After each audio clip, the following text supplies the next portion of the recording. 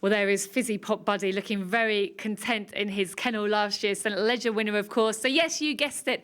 I'm in Hampshire at the kennels of Wimbledon Greyhound trainer June Harvey. I'm looking forward to finding out much more about the setup here. First of all, you feed them food that I would eat. Well, you're quite welcome to have some, Julie. Yeah, oh no, they have variety. Today they're having game 28 and some greens and chicken breasts today. I give them fish, I give them beef, chicken, they have all different vegetables. Yeah, no, they got to have a variety. You wouldn't want to eat the same thing every day, day in, day out. Absolutely. And then the kennels you designed and built yourself. And tell us about the particular features of the kennels that you think help to keep the dogs happy. They can see out. There's a window, there's plenty of light. If a dog stood up on his bed, it could see every other dog. And they're just nosy anyway, so... But then, as you know, I've got my curtains in case there's a thunderstorm at night time. And got carpet down the gangways. That helps, actually, if their feet are a bit wet and it doesn't get onto their bedding. But it just makes it like a little home for them, really. What do you think about the way your mum trains? Because it is a bit different and a bit special. In a nutshell, these dogs are absolutely spoiled rotten, aren't they? Yeah, they're basically retired greyhounds that race. I think they get absolutely spoiled. They're the first thing is the welfare of the dog and the care of the dog and the love of the dog. Well, on St Ledger final night, Liz McNair said something very key to it, is that you have a selection of dogs that you can give the most attention to, and I think that's the same with my mum. She doesn't have too many.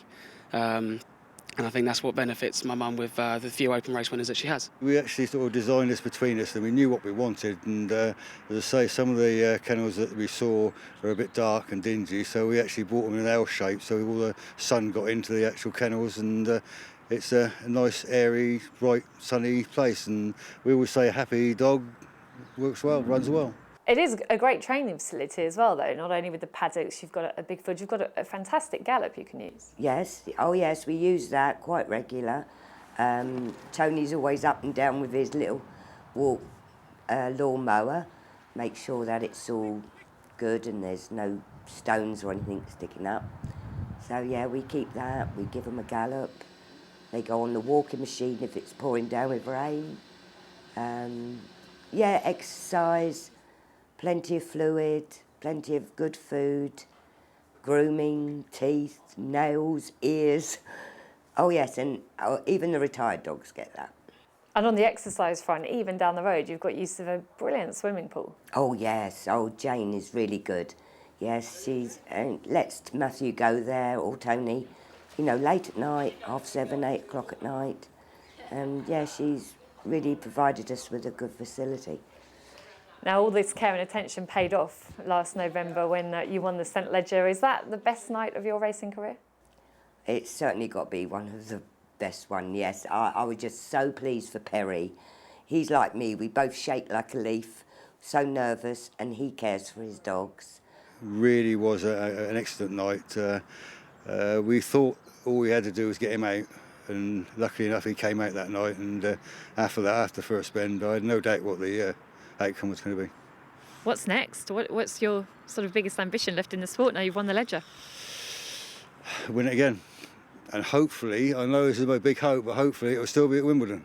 To win it twice on the trot, I don't think it's ever been done before, and if we could do that again, it will be the highlight of our career, and maybe just sort of throw the derby in at the same time, like, you know.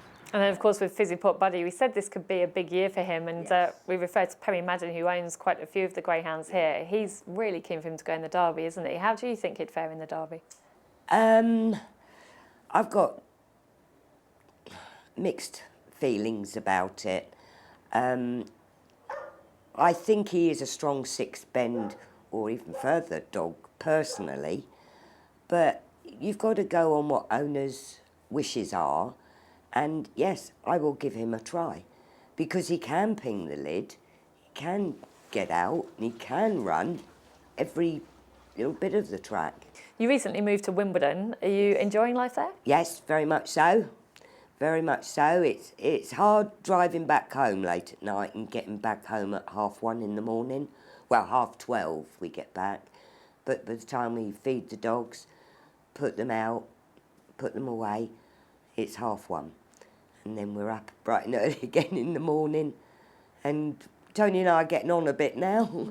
And we do feel tired sometimes. But then you just look at the little dogs' faces and waggy tails, and it's all forgotten, isn't it? It's like having little babies.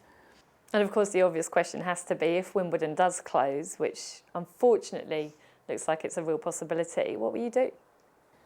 I'm not even going to think about it really until that day comes, because I'm still hoping that everybody will get behind Wimbledon and support it.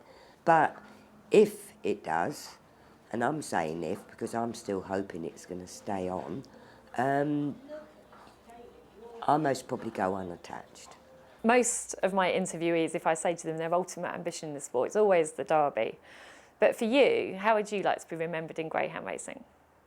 Caring of the dogs after racing as well. I just love them. You know, they've got feelings, they've got a heart, they get hungry, they want to go for a wee, everything just like us. It's just they can't talk to us, but you only got to look into their eyes and you know something. And oh yeah, I just love the dogs.